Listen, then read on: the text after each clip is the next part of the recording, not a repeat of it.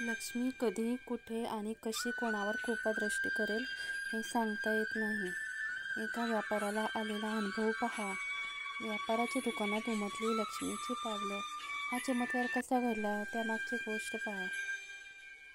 एक मुलगा आपल्या पहिल्या पगारातून आपल्या आईसाठी चप्पल खरेदी करण्यासाठी जातो.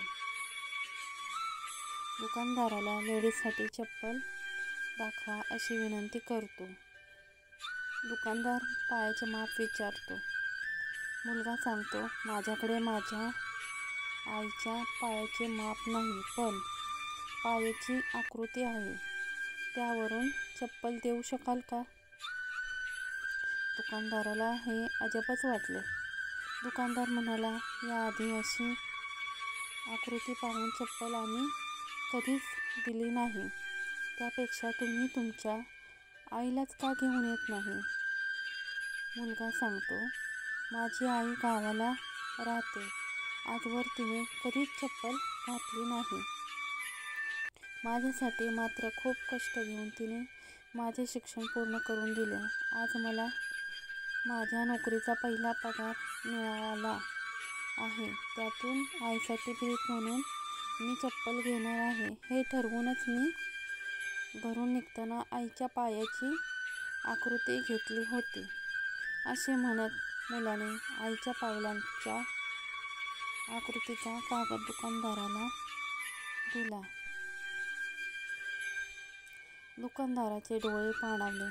त्याने साधारण अंदाज घेत त्या मापाच्या चपला दिल्या आणि सोबत आणखी एक जोड घेत म्हणाला, आईला सांगा, मुलाने आणलेला चपलेचा एक जोड खराब झाला तर दुसऱ्या मुलाने भेट दिलेला जोड वापर, पण अनवाणी फिरू नकोस. हे ऐकून मुलगा भारावला. त्याने पैसे देऊन चपलाचे दोन्ही जोड घेतले आणि तो जायला निघाला. तेवढ्यात दुकानदार म्हणाला, तुमची हरकत नसेल तर आईच्या पायाची आकृती असलेला कागद मला द्याल का? मुलाने प्रतिप्रश्न न करता तो कागद दुकानदाराला दिला आणि तो निघाला. दुकानदाराने तो कागद घेऊन आपल्या दुकानातल्या देवघरात ठेवला आणि श्रद्धापूर्वक नमस्कार केला. बाकीचे कर्मचारी अवाक झाले. त्याने कुतूहलाने दुकानदाराला तसे करण्यामागचे कारण विचारले. तेव्हा दुकानदार म्हणाला, ही केवळ पावलांची आकृती नाही, तर साक्षात लक्ष्मीची पावले आहेत.